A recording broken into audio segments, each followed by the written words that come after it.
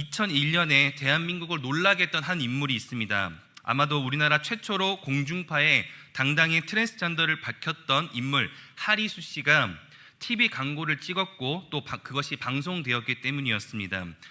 이때 하리수 씨에 대한 부정적인 내용과 기사들이 너무 많아서 본인은 힘들었지만, 그러나 사람들 사이에 숨어 보이지 않지만 나와 같은 사람들을 위해 굴하지 않았다는 인터뷰를 기억하시는 분은 기억하실 겁니다.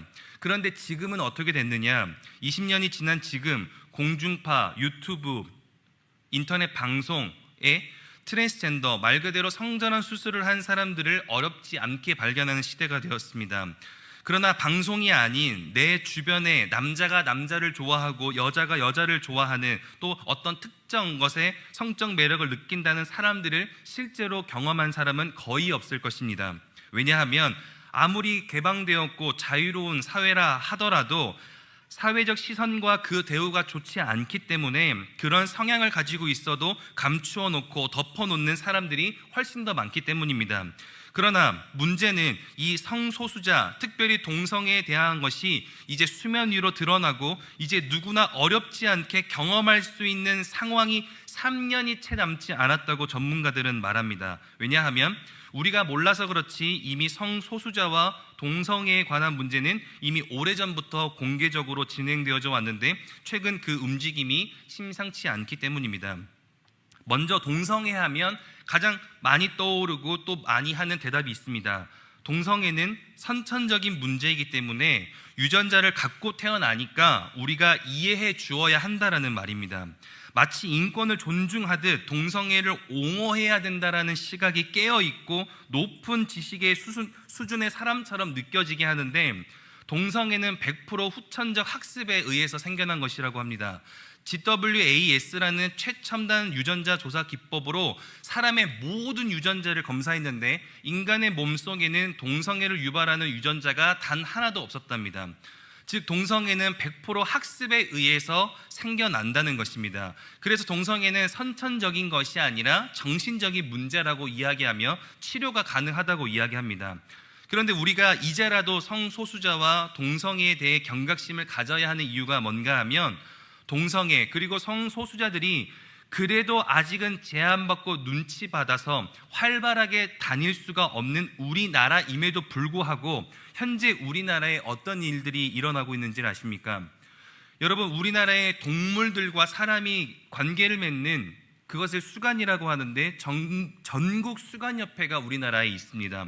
그리고 이 사람들이 날을 정해서 호텔과 모텔을 빌려서 2박 3일간 집단 난교를 하는 일이, 하나님의 창조 질서를 이렇게 무너뜨리는 일이 지금 우리나라에서 공개적으로 일어나고 있습니다. 그런데 우리 개신교가 더욱 이 일에 앞장서야 하는 이유가 무엇인가 하면, 여러분, 우리 기독교 역사의 큰 기준이 되어지는 독일의 종교개혁 들어보셨습니까? 1517년 독일은 마틴 루터라는 사제에 의해서 다시 복음으로 돌아가기 위한 혁명 아닌 혁명이 있었습니다. 그렇게 우리 기독교, 개신교가 시작되어져 왔는데 그 독일에서도 동성애 문제가 있었습니다. 이에 대한 찬반 논란이 계속 거세어지다가 결국은 1969년에 독일에서 동성애는 문제가 없다고 시민과 국가가 합의를 보고 법적으로 문제가 없게 됨을 공포했습니다. 서로 자기들끼리 좋아한다는데 우리가 뭐라고 반대하느냐, 이건 인권 아니냐. 그런데 그 동성애 하나를 인정했는데 법의 형평성의 원리라는 이유로 다른 형태의 성소수자가 전부 일어나기 시작하며 온갖 성소수자의 의견이 다 나타난 것입니다. 그렇게 동성애를 인정했던 1969년 바로 그 해에 동물과 사람의 성관계를 수간을 허락하는 법이 곧 세워졌고, 그렇게 독일에는 합법적으로 동물 매춘업소가 시작되었습니다. 이뿐만 아니라 정신의학이 말하는 성소수자가 굉장히 다양한데 너무 충격적이라서 저는 소개를 못하겠고, 제가 듣고 확인했던 자료 중에 제일 어이없었던 것 하나와 충격적인 것 한 가지만 잠깐 아주 얕게 나누겠습니다. 제일 어이가 없었던 건 메카노필리아라고 하는 정신의학이 정의한 성소수자가 있는데 우리말로 하면 기계 성애자입니다. 대표적인 예로 여러분들께서 교회 예배 드리기 위해서 새벽 기도를 하기 위해서 주차장에 차를 타러 가셨습니다.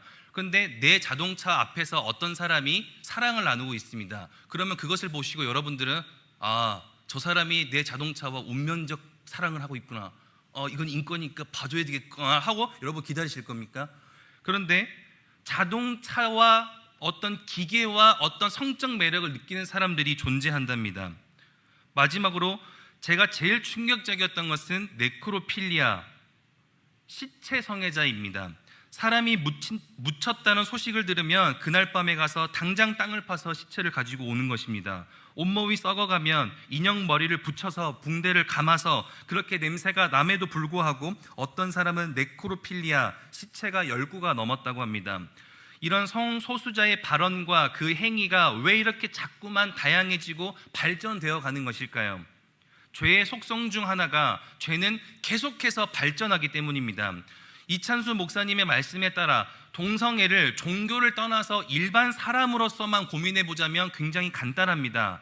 동성애를 옹호하면 동성애를 찬성하면 되는 것이고 반대하면 반대하면 되는 것입니다. 그런데 동성애를 신앙과 결합했을 때에는 우리가 왜 반대할 수밖에 없는가 하면 그것이 이 시대와 이 사회에 엄청난 고통과 아픔을 준다는 것을 알고 있는데 그들은 그것을 책임지지 않기 때문입니다. 여러분, 우리 기독교는 현재 동성애만을 반대하는 것이 아닙니다. 막는 것이 아닙니다. 충격적이게도 이미 대한민국의 동성애는, 그리고 성소수자들은 이미 불법이 아닙니다. 동성애 한다고 해서 감옥에 당장 가둘 수도 없고 동물과 관계를 맺는다고 해서 그것도 처벌할 수 있는 법적 자체가 없습니다. 그럼 우리 기독교는 현재 무엇을 반대하고 있느냐? 포괄적 차별금지법을 반대하는 것입니다. 이 이야기는 노인, 장애인, 사회적 약자 등 사람을 차별하지 말자는 것입니다.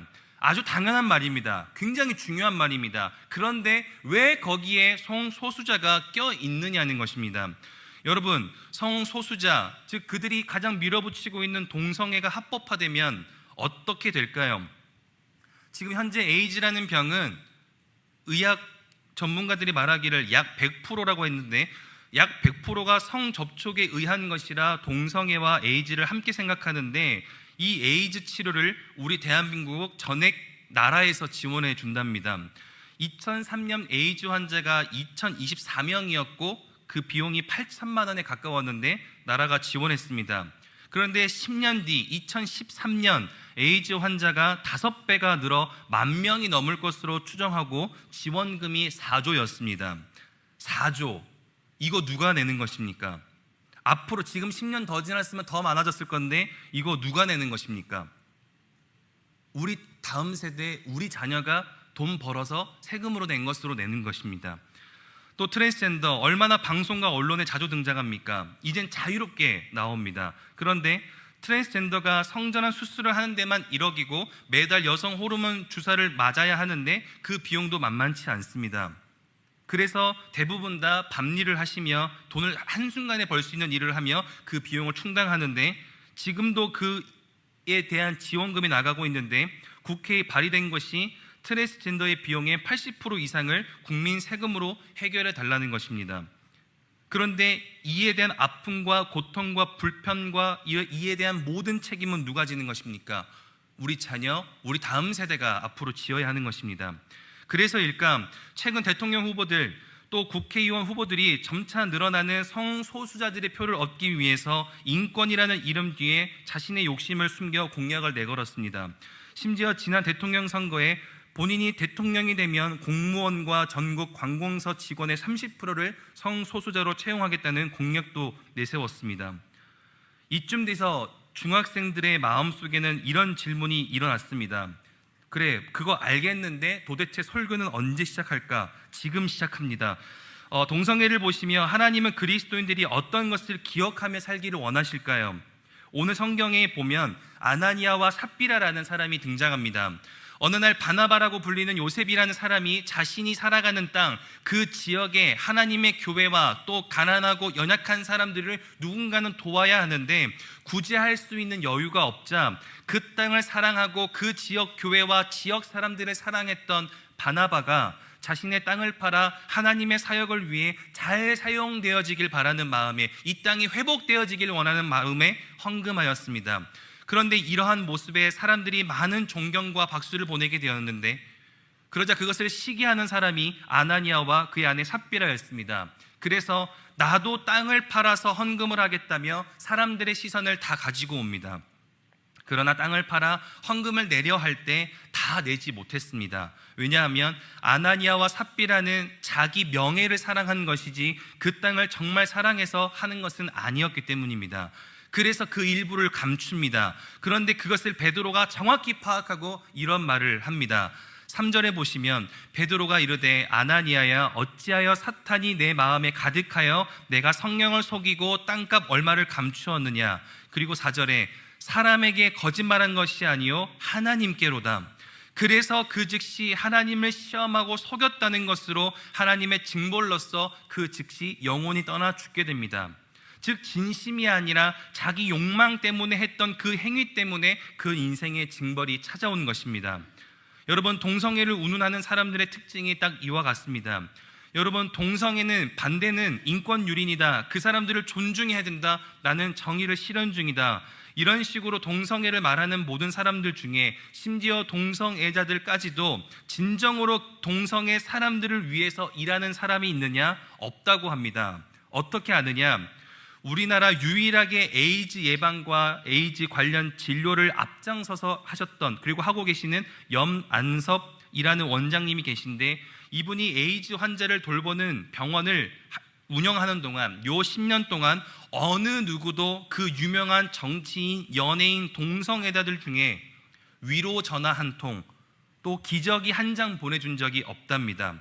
그런데 그 동성애 사람들을 돌본 집단이 있는데 그게 기독교밖에 없었다는 것입니다.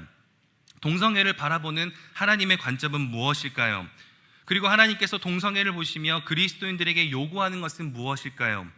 이 땅을 정말 사랑하여 이 땅의 아픔을 책임지는 그리스도인들은 어디에 있으며 그 책임을 외면하지 않고 최선을 다해 지키는 그리스도인들은 어디 있느냐는 것입니다.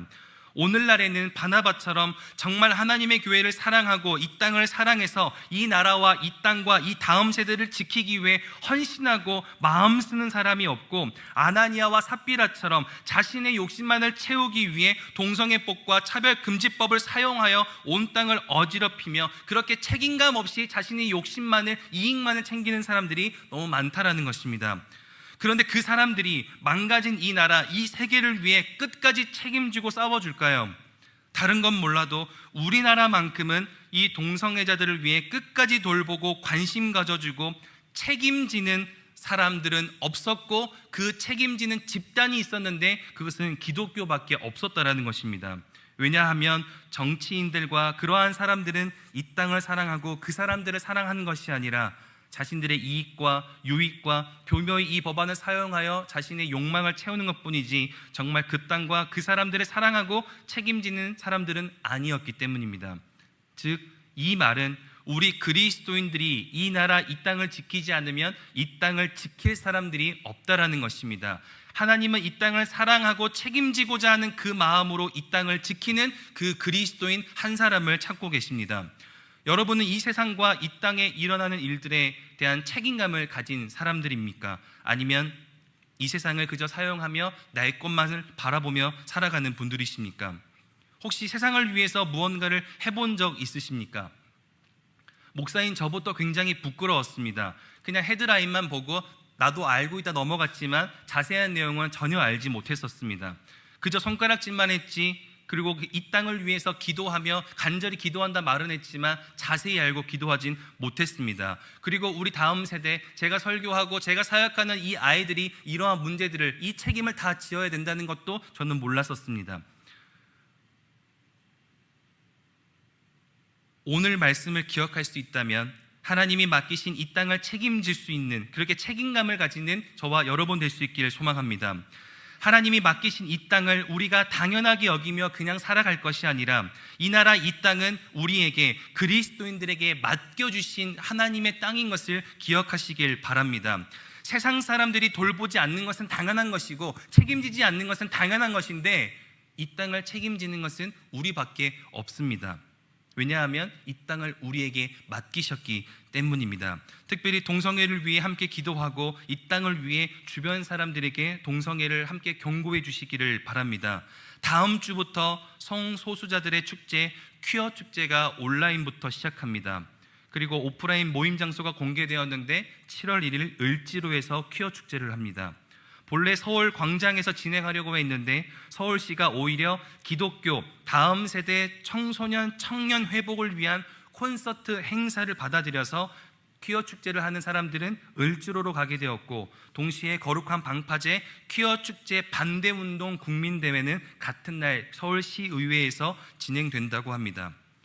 이 땅은 그렇게 망가지고 있으나 동시에 이 땅을 사랑하고 이 문제를 해결하는 그리스도인들이 함께 움직이고 있습니다. 그렇게 하나님은 이 땅을 사랑하며 거룩한 책임감을 가지고 이 땅을 지키기 위해 노력하는 한 사람을 찾습니다. 오늘 말씀을 기억할 수 있다면 이 땅을 사랑하며, 그리고 특별히 이 다음 세대를 사랑하며 내 자녀를 위해서 열심히 기도하며 이 땅을 위해서 힘써 일할 수 있는 저와 여러분들 될 수 있기를 간절히 소망합니다. 겉모습이 교회에 와 있다고, 겉모습이 그리스도인 같다고 복음적인 삶이 아닙니다. 그 마음으로 또 한 번이라도 하나님이 말씀하시고 관심 가지는 것을 위해서 책임감을 가지고 그에 맞는 행동을 하는 사람이 그리스도인이고 그 삶이 복음적인 삶이라는 것입니다. 그렇게 그 한 사람이 나타나고 그 한 사람이 모여 집단이 되어지기 시작할 때 이 땅을 지키는 그 사람들, 그 집단을 통해서 우리나라, 이 조국 대한민국이, 그리고 우리 다음 세대가 회복될 줄 믿습니다. 그렇게 이 복음에 부끄럽지 않은 오늘 기도의 시간, 그리고 앞으로 우리의 모든 인생 될 수 있기를 간절히 소망합니다.